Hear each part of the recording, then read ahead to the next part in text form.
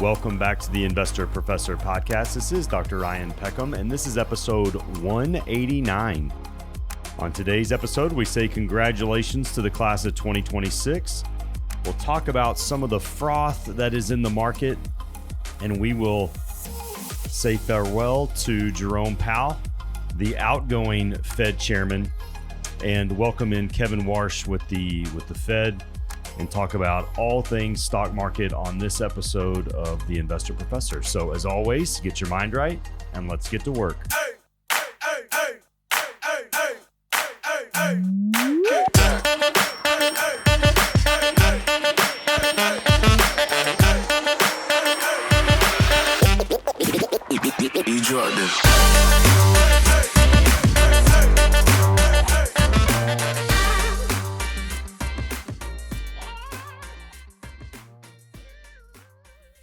Well, welcome back to the podcast, everybody. Thanks again for joining me here. So we had a couple weeks go by since the 5th year anniversary episode that we did a couple weeks ago. The market still continues to move ahead, and so we'll get into that. But also in the past 2 weeks, we had graduation. So as many of you know, obviously, I'm also a professor, so I attended graduation, which is always fun for me. This year, man, I worked every single graduation, so that included graduate. I did the hooding for the honors ceremony, which was fun. I appreciate the honor students for allowing me to do that for them. That was Vienna, Alex, Henry. Thank you for letting me be a part of that day for sure. And then the undergrad graduation. And then this year we did an all commencement on the football field after that. So it was a long day, but it's always a fun day for me, to work graduation, to see everybody one more time. And this group, the 2026 group, was pretty special to me because during their junior year, I basically had them in the fall and I had a lot of them in the spring. Normally I'll have students one time during that year, but I switched classes during their year. And so I kind of had them the full year. So you get really close to people, and it's just amazing to see kind of the difference in their perspectives, to see them grow up, and then they go off into the world. And I try to be, I've always said, try to be the mentor I wish I would have had, and try to be the person that's consistent to where no matter what they're doing in their life, they can look back and go, man, that bald dude is still recording videos, still telling people to invest. And for most of them, they probably can't sleep unless they hear my voice. So maybe that's why the listener count is going up. I appreciate so many of them. I know Reagan listens. I know Brian listens. Reagan laughs at all my jokes. There's just so many good people in that class. And I think the fun part for me, the sadness of missing them, not seeing their smiling faces, not seeing them walking around the halls, that sadness is always overshadowed with just the awesome opportunity to see them go out and do great things in the world. And so there's a lot of really young, talented people that are just going to do amazing things. And so it's fun. It's always reinvigorating to me to be a small part of their journey, and for letting them or just watching them develop. Somebody asked me, how do I gauge my success as a professor, which is a weird question, but how do I gauge my success as a professor? And I really thought about this. One of the ways I gauge it is, do they want to talk to me when they're no longer in my class? And that might seem odd, but obviously when they're in your class, they have to talk to you because they want a grade or whatever. But when they leave, they don't have to talk to you at all. They can just awkward, hellos in the hallway or whatnot. But do they actually want to talk to you when they leave? And so that is kind of how I gauge success. Like, do we stay in touch? Do many of them, do they want to talk to me afterwards when I can no longer give them a grade? And so for me, that's kind of one of the ways that I gauge it. And so I've been fortunate to stay in contact with a lot of students. Obviously, this podcast helps. But graduation is a beautiful day, and it's always fun to see the smiles on their faces and see that the persistence has paid off. And so if you have someone in your life that's graduating, congratulate them. It's just that time of year. So a couple of years, I'll have my daughter's graduating. My oldest daughter will be graduating in 2 years from high school. And so, man, things are changing here. So congratulations again, and go out and do good things. So we look at the stock market, and we're just chugging along here. We got NASDAQ positive, we got S&P 500 positive. But when you look at the stocks that are positive, you're seeing this split between basically, do you have AI? Are you connected to data centers? And we have everybody else. And I am a little nervous about this market. I think that most of the time, not most of the time, but there's occasions where I feel like I kind of have the pulse of the market. And this year has made me nervous because we went straight down and then we went straight back up on a lot of names. And it just seems like we have a lot of cross currents that are out there that the market isn't paying attention to now, but then at some point in the future, maybe near, maybe far away, that all of these cross currents are going to come back, and all of a sudden the market's really going to care about them. So we think about, what are some of those things? Well, number one, we still have oil at $100 a barrel, and Iran has not had any kind of resolution with the Strait of Hormuz or otherwise. And so the market's just like pretending like that's not going on. And let me tell you, oil at $100 is not great. It makes a lot of things more expensive. And eventually that inflation comes back to bite you, which we're starting to see with the PPI number that we had this week. So producer price index. And we're also seeing it with Treasury yields moving up, the 30-year Treasury yield. And we have a new Fed chairman coming in. So we have Jerome Powell, that Friday was his last day. And so Kevin Warsh starts on Monday. And we'll see kind of what the changing of that guard is and what the changing of the signaling to the market is going to be based on that. Everybody was looking for interest rates to be lowered. That is, I don't see any way that is possible, that interest rates are going to be lowered. There's no inflation number out there that would support that at all. And so we just kind of have to look at this and say, okay, if you're looking at your portfolio and you're looking at the stocks that have done well, I think now is the time to look at some of this stuff, especially if you look from March 30th to today, and look at some of the stuff that has gone way up. And if you haven't trimmed at least some of the profit that you've made on some of these names, I mean, you really have to think about the discipline and kind of your approach to this, because I think that it would be prudent for you to trim some of the winners that you have. And so I was just looking names that we've talked about on this podcast a lot. I mean, you look at AMD is up probably 80% since March. You look at companies like Intel, SanDisk, Micron. So these are the memory names, the AI infrastructure names, memory storage, power cooling. So Vertiv has gone way up. Seagate Technologies. The biggest catalyst that we have this week is that Nvidia is going to report earnings on Wednesday. So we have Nvidia reporting earnings on Wednesday, which is going to be May 20th. And so obviously that's going to be a big signal to the market.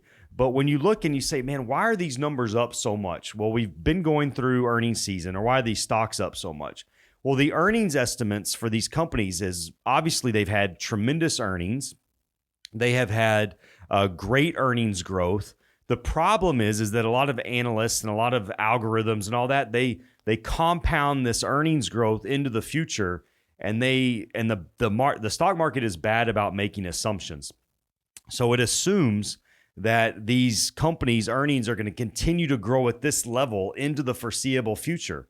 Well, if that isn't the case, if they start to slow down a little bit, if their earnings growth, even though it's still good, but it's not as good as they're modeling, those stocks will get beat up. And so you just have to be careful. There's a saying in the stock market that bulls make money, bears make money, hogs get slaughtered. And so when you're looking at some of the companies, just ask yourself, has this stock moved a little too much too quickly? I'd probably be prudent to trim some of this, especially if it's gone parabolic, which parabolic means the stock's done nothing but go up. Think about a hockey stick. It's flat a little bit, and then it just spikes up. If you look at the handle of a hockey stick, I mean, if that's what your stock chart looks like, you might want to trim a little bit. And I'm not saying, and I'm 100% not saying that you should sell out of the entire position. I'm never a fan of that because it's a stock that you picked, that you did some analysis on, that you think is going to have a good future. Otherwise, you wouldn't have invested in it. So selling out of all of it is usually not the answer. But trimming it is a good answer. And if the market decides, if it comes back down, if it comes back in over the next couple of months, then you have the ability to put that money back to work, maybe in the same name that you took it out of. So that goes back to the trading around a position, which we've talked about numerous times on this podcast. But you have to exercise that discipline. And believe me, I genuinely know how difficult this is. Because even in the last couple of weeks, like I took some profit on Micron, for instance. Hey, Ben, this is for you. But like took some profit on Micron, and then the next day it goes up another 50 points. Or took a little bit of profit on AMD for some clients, and right before they reported earnings, because I was like, I think before they reported earnings, they were up like 76%. And I was like, okay, I got to exercise some discipline here. Take some profits on AMD, and it goes up another 30, 40 points after they report earnings. So yes, I'm leaving some money out there on the table, but I'm also trying to walk that line between taking some profits or having it go back on me. And that's not a great feeling either. That is a very terrible feeling. If you buy a stock for, let's say, $100, it goes up to $160. You take no profit, and then it comes back down to $100. So that's not a great feeling as well. Versus if it goes from 100, you buy it at 100, it goes to 160, you trim a little bit, and then it goes to 180. I think that's a better feeling than having it come all the way back on you. So, it's just, exercising a little bit of discipline, prudence, when you have stocks that have gone up this much. And believe me, a lot of these stocks, I read AMD's annual report. It's a great annual report, tremendous annual report. Go read the letter to shareholders on AMD, and you'll see why, their future over the next 3 to 5 years looks tremendous. I genuinely think that stock could probably grow to $600 a share. I just don't think it should do it in 2 weeks. So, we have to exercise a little bit of caution here, because there is so much enthusiasm. There's so many, I'm going to say, traders, which are, investors who are going to own these things for less than 2 years. Traders being people who are going to trade in and out of the market at a fast pace. I think that a lot of these momentum names, these stocks that have gone up a lot, they're attracting more capital because they are going up, which kind of feeds the cycle until somebody gets the carpet pulled out from under them, and all of a sudden the sentiment changes. So what could change the sentiment on these names? Well, obviously political risk is a big one. We had Trump go to China this past week with this delegation of CEOs. You had Tim Cook from Apple was there. Elon Musk was there. I think BlackRock was there. There were just all kinds of chip CEOs, finance CEOs. Boeing CEO was there. Apparently Boeing got maybe a contract for 200 airplanes. I don't know. I don't feel like that trip to China was good. There wasn't any real news that came out on it except for some handshakes, but no real progress seems to have been made at all. None of the CEOs came back and did an interview. You would expect if Boeing gets a order for 200 planes, the CEO would come out and say, man, we got this. The talks went great. We got this great order. We're excited about the possibility of being able to do more. Like, you would expect there to be some kind of, coverage or positivity or interviews or something. There was nothing. It was silence. And so that really kind of worries me that conference didn't go as well as everybody was thinking. So we have that on the horizon. We have, again, I mentioned it in the beginning, but there has been no resolution in Iran. The Strait of Hormuz is still closed. Oil's still at $100 a barrel, which is going to make so many things more expensive. So you're already seeing it. It makes plastics more expensive. Oil is an input cost for so many different things. So when you look at that producer price index, you're starting to see that go up, which is like inflation going up, costs rising. Now Americans are starting to see it's been long enough now that you're starting to see the rise of your tank of gas if you go fill up. And so it's going to start impacting the decisions that consumers make.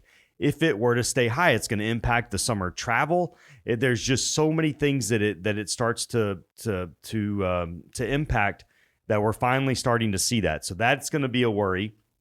And then inflation numbers. So the 30-year Treasury went back above, I think, 5%, maybe even 5.1, which is obviously everybody in real estate was thinking that was going to be a little bit better. And so that hasn't happened. And so we just have to be a little careful. It's one of those things. I do not want a repeat of 2022. If you go listen to those episodes, 2022 was like my worst year as a professional ever. But when the Fed had to start raising rates, man, that starts to changes the profitability or the earnings, the value of the earnings for all these companies. So you just have to be wary of that. And so again, to just really hammer this home here. I'm just soapboxing so bad today.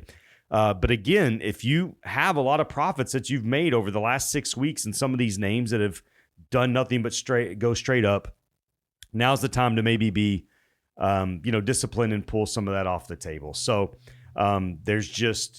it's great that these companies are doing well. It is where the money's going.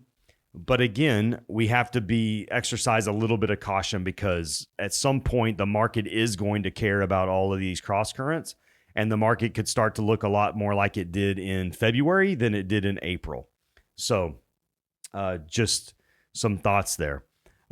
However, if you miss some of these names and they're on your watch list, then you might get the opportunity this summer to be able to buy into some of them. So.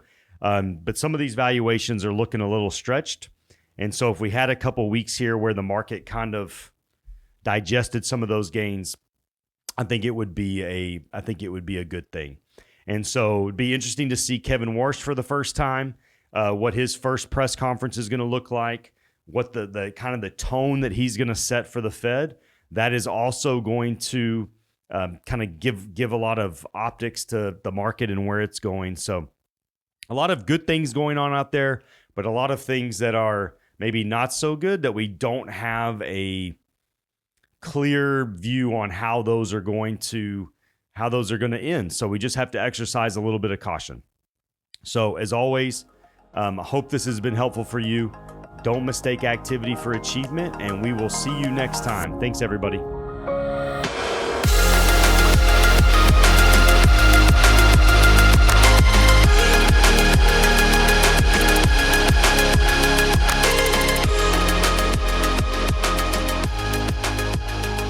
Podcast contains general information that may not be suitable for everyone.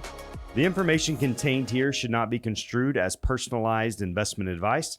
There is no guarantee that the views and opinions expressed in this podcast will come to pass. Investing in the stock market involves gains and losses and may not be suitable for all investors. Information presented here is subject to change without notice and should not be considered as a solicitation to buy or sell any security. Ryder Equities does not offer legal or tax advice. Please consult the appropriate professional regarding your individual circumstance. Past performance is no guarantee of future results.